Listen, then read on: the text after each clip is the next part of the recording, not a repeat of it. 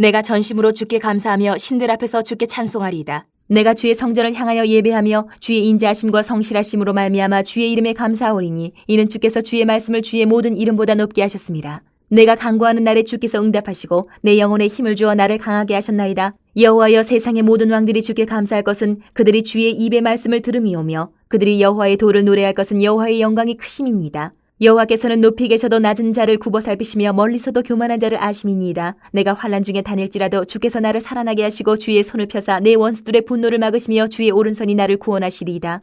여호와께서 나를 위하여 보상해 주시리이다. 여호와여, 주의 인자하심이 영원하오니 주의 손으로 지으신 것을 버리지 마옵소서. 이 138편은 다윗의 시 중에 하나이고 주님을 향한 감사와 그 기도의 내용이 이렇게 시로 다윗이 기록한 내용입니다.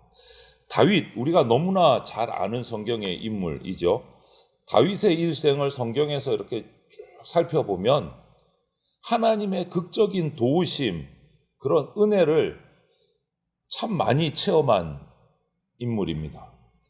그래서 이 다윗은 하나님이 자신에게 행하신 그 많은 일들을 잊지를 않아요. 다 일일이 기억하고 항상 감사를 드립니다. 그러다 보니까 이 시편에 많은 다윗의 시가 적힐 수밖에 없는 거예요. 그리고 그 감사와 함께 아울러서 하나님께서 내 인생 가운데 역사해 주시기를 항상 기도하고 있어요. 감사하고 기도하고. 이것이 다윗의 그 일생에 하나님을 향한 감사와 기도가 계속 이어지는 것을 보게 됩니다. 그래서 우리도 이 다윗의 일생을 보면서 내가 성도인데 그리스도인이라면 과거의 은혜를 다윗처럼 잊지 않고 기억을 하고 항상 감사하고 또 앞날을 위해서 기도하는 삶을 사는 것이 참 멋진 인생이다, 그리스도인으로서. 그런 우리가 묵상들을 하게 됩니다. 오늘 그 내용을 오늘 이 138편에서 다시 한 번 더 우리가 확인하면 좋겠습니다. 다윗은 하나님께 1절부터 3절에서 감사하고 찬송을 드립니다. 그 내용이 뭐냐? 이 세상에 어떤 권세와 명예와 비교할 수 없는 참된 분이 하나님이시기 때문에 감사한다, 찬송을 해요. 인자하셔서 우리를 회개하면 용서하시고 긍휼히 여겨주시는 분이 하나님이시다. 그리고 성실하셔서 한 번 약속하시면 그 약속을 반드시 지키시는 분이시다. 그리고 내가 어려울 때 기도하면 응답해 주시고 내 영혼이 힘이 없어서 막 쇠약해져 있을 때 기도하면 힘 주시고 강하게 해주시는 분이시다. 이 기도를 감사를 하는 거예요. 찬송을 하는 거예요.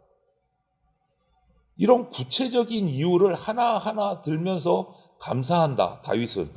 이것은 다윗이 하나님의 은혜를 크든지 작든지 평상시에 항상 하나님과 교제하고 있기 때문에 하나님이 주신 은혜라는 것을 빨리빨리 깨닫는 거예요. 그리고 놓치지 않고 감사하는 거예요. 그리고 오늘 특이한 점을 하나 보면 이 다윗의 감사를 보면 기도했습니다. 그리고 지금 현실이 아직 안 바뀌었어요. 응답이 안 왔어요. 계속 힘들어요. 대적들이 계속 공격을 합니다. 그런데 기도하고 나면 무조건 감사합니다. 먼저 감사를 해요. 아직 응답이 안 왔는데 먼저 감사를 해요. 이게 참 멋진 성도의 모습이다라는 거죠. 기도했으면 응답받을 줄로 믿고 먼저 감사하는 거예요. 먼저. 상황이 하나는 또 아직 바뀐 것이 없는데, 어려운 상황. 그래서 여러분, 감사라는 것은요, 뭔가 내가 은혜를 받고 결과가 끝나고 나서 하나님이 이렇게 바뀌어주셨구나, 감사합니다. 우리는 이것이 일상적이에요. 그런데 다윗의 모습을 보면 감사는 그런 게 아니에요. 어떤 결과에 마침표를 찍고 나서 감사가 아니라 믿음으로 먼저 감사하는 거예요. 믿음으로 먼저. 그게 다윗의 감사예요. 상황이 흔들릴수록 여러분, 우리는 마음을 모아서 하나님께 시선을 고정해야 됩니다. 그것이 감사의 멋진 모습이에요. 그래서 다윗은 성전을 향해 엎드려서 내가 기도할 때 내 이름을 높여주시고 이렇게 지켜주신 하나님 감사합니다. 먼저 고백을 해요. 아직 된 것도 없는데 먼저 감사를 해요. 그리고 나서 그 응답이 오면 또 감사를 하죠. 여러분, 흔들릴 때일수록 우리의 기준은 감정이 아니고 말씀이어야 합니다. 다윗이 그랬어요. 수많은 대적들의 공격 앞에서도, 죽음의 위기 앞에서도 기도하고 먼저 감사했어요. 말씀을 붙들고. 감정이 아니고. 감정대로 했으면 자기를 수없이 죽이려고 했던 사울왕을 기회가 났을 때 처단을 했겠죠. 하지만 하나님이 기름 부어 세운 왕이기 때문에 내가 그를 해코지할 수 없다는 게 다윗이에요. 그건 무슨 기준이에요? 감정의 기준이 아니에요. 말씀의 기준이지. 우리가 말씀 앞에서 딱 서면 그 순간 우선순위가 정리가 됩니다. 마음이 맑아져요. 말씀 앞에 서면. 우리 감정 앞에 서면 뒤죽박죽 됩니다. 이랬다 저랬다. 내 감정이 흔들릴 때마다 왔다 갔다 나도 똑같이 왔다 갔다 하는 거예요. 정리가 안 되는 거예요. 하나님의 응답은 약해진 심령을 단단하게 하고 은혜로 감싸 주십니다. 다윗은 그것을 계속 경험하면서 감사하고 또 감사하는 거예요.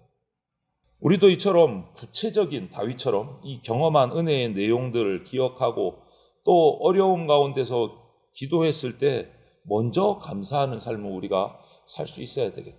먼저 감사. 그때 우리가 영안이 열려지고 하나님의 은혜를 발견하고 감사가 더 많은 감사로 발전이 되는 거예요. 이 다윗의 감사를 보면 어려운 일이 있을 때 기도하고 먼저 감사합니다. 그런데 그 감사의 내용이 또 발전을 해요. 하나님이 행해 주시고 응답해 주시면 또 감사합니다. 그런데 그것으로 인해서 이제 감사는 그냥 평상시 삶이고 거기서 하나 더 올라가요. 성장해요. 뭐를? 하나님 때문에 그냥 감사하는 거예요. 하나님이 계시기 때문에 감사한 거예요. 내 기도를 들어주셔서 내 어려움을 응답해 주셔서 해결해 주셔서 그 감사는 그냥 일상적인 감사고 거기에 이제 하나 더 성장을 하는 거예요. 하나님 계셔 주셔서 감사합니다. 그냥 하나님 자체로 감사하는 거예요. 하나님 자체로. 우리를 도우시는 하나님은 모든 왕들 가운데 최고의 왕이시고 진정한 왕이시고 경배받아 마땅한 왕이십니다. 그냥 하나님을 찬양하는 거예요. 감사하는 거예요. 하나님. 여러분, 하나님은 우리 인생의 모든 것을 살피시고 판단하시고 모든 자를 지켜보고 계신 분이십니다. 그런데 그런 위대한 하나님, 위대한 왕이 나를, 여러분을 대적으로 삼는다면 우리 인생은요, 더 이상 소망이 없어요. 비참한 인생이 되는 거예요. 그런데 그분이 반대로 나를 기억하시고 보호하시고 사랑해 주시는 왕이라면 얼마나 감사할까요? 그냥 하나님이 계시니까 감사한 거예요. 그게 다윗의 감사였어요. 하나님 계셔 주셔서 감사합니다. 하나님이 계시니까 그냥. 이것이 다윗의 노래예요. 우리에게도 큰 영광인 거예요. 하나님의 자녀인 우리에게도.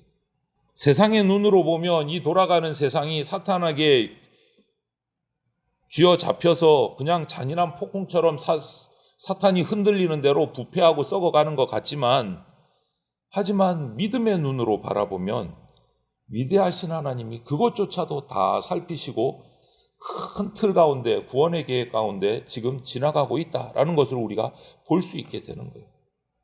그런 믿음의 눈을 가질 때 다윗은 감사가 나온 거고, 우리도 그런 믿음의 눈을 가지고 감사할 수 있어야 돼요. 그리고 기도를 시작합니다. 7절, 8절에서 삶의 어려운 고비를 만날 때마다 하나님의 도우심을 바라면서 위로받고 평강 중에 살아가는 거예요. 여러분, 하나님은 위기 속에서도 함께 하시는 분이십니다. 오늘 7절을 보면 그거를 깨닫게 돼요. 내가 환난 중에 다닐지라도, 다윗은 이렇게 고백하면서 하나님께 기도를 해요.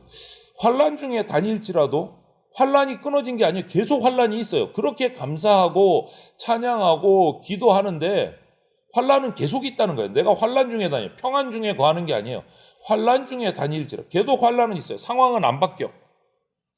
그런데도 불구하고 다윗은 또 감사합니다. 왜? 환난은 계속 오는데도 하나님이 함께 해주셔서 내가 살아 있습니다. 그거예요. 우리는 주로 이렇게 기도하지 않습니까? 하나님, 내게 어려움이 닥쳤어요. 고난이 닥쳐졌어요. 없어지게 해주세요. 그렇지 않습니까? 우리의 기도가. 그런데 다윗의 기도는 약간 결이 다릅니다. 내가 환난 중에 다닐지라도, 환난은 계속 오지만 하나님이 나하고 함께 계셔 주셔서 감사합니다. 함께 계셔 주셔서. 위기, 우리에게 닥치는 위기는요, 오히려 하나님이 나와 함께 해주시고 인재해 주신다는 그 경험을 하는 좋은 기회가 될 수도 있다. 이 다윗의 기도를 보면 평안 중에 다니는 게 아니라 환난 중에 다닐지라도 하나님이 나와 함께 해주시는구나. 그래서 나는 환난이 있지만 그래도 나는 평안해. 이것이 다윗의 기도예요. 다윗은 그 수많은 고난, 위기 그 속에서 오히려 불안한 게 아니고 하나님의 보호, 하나님의 구원의 손길을 경험하고 감사하고 있는 거예요. 여러분, 우리의 안전은 내 주변 환경에 있지 않습니다. 주변 환경이 뭐 환난 중에 있든 전쟁 중에 있든 아주 평안 가운데 있든 그게 중요한 게 아니에요. 우리의 안전은 하나님의 손 안에 있습니다. 하나님 손 안에 있습니다. 환난은 사라지지 않아도 하나님 손 안에 있다는 확신이 있으면 우리는 어떤 상황에서도 평안을 누릴 수가 있습니다. 지금 한번 묵상해 보시기를 바랍니다. 나는 환난 자리에서 하나님의 손이 나를 붙들고 계심을 경험하고 있는지 묵상해 봐야 돼요. 그냥 단순하게 환난을 없애주세요. 환난만 없으면 나 혼자서 평안히 살 수 있을 것 같은 착각 속에서 하는 기도는 그거는 올바른 기도가 아니다. 성도는 하나님의 보호하심, 응답하심을 믿습니다. 하나님은 자신의 백성을 끝까지 지키시는 분이십니다. 하나님이 도와주시면 어떤 핍박 공격도 우리는 견뎌낼 수가 있습니다. 과거에 나에게 베풀어 주셨던 그 은혜들을 기억하고 그 역사들을 기억하면서 하나님이 어떤 분인지 분명하게 확신하고 현재의 내 상황을 극복할 수 있도록 하나님께서 함께 해주시도록 기도해야 돼요. 그 환경을 없애달라 말고 하나님이 함께 해주실 것을 기도해야 합니다. 오늘 다윗의 기도가 그런 기도예요. 여러분, 다윗의 기도를 성경을 읽으면서 살펴보십시오. 내 어려움을 없애주세요, 살려주세요, 이런 기도 없습니다. 그런 기도 한 적이 없어요. 하나님 나하고 함께 해주세요. 내가 어떻게 할까요? 그런 기도였어요. 하나님은 그런 믿음의 기도에 응답해 주신 겁니다. 오늘 이 다윗의 감사, 다윗의 이 기도의 내용들이 어떤 것인지 오늘 다시 한번 확인하고 우리가 묵상하면서 먼저 감사할 수 있는 우리가 되기를 바랍니다. 그냥 허공을 향한 한풀이가 아니고 하나님께서 이루어 주실 줄 믿고 감사하는 기도가 우리 가운데 나오기를 바랍니다. 우리 성도의 감사와 기도는 하나님 안에서 절대 땅에 떨어지지 않고 반드시 믿음의 열매로 나타날 것입니다. 오늘 다윗의 기도를 보면 그렇습니다. 하나님의 응답을 믿음으로 매 순간 먼저 기도하고 먼저 감사하는 삶을 우리가 살아갈 수 있게 되기를 주님의 이름으로 축원을 드립니다. 아멘.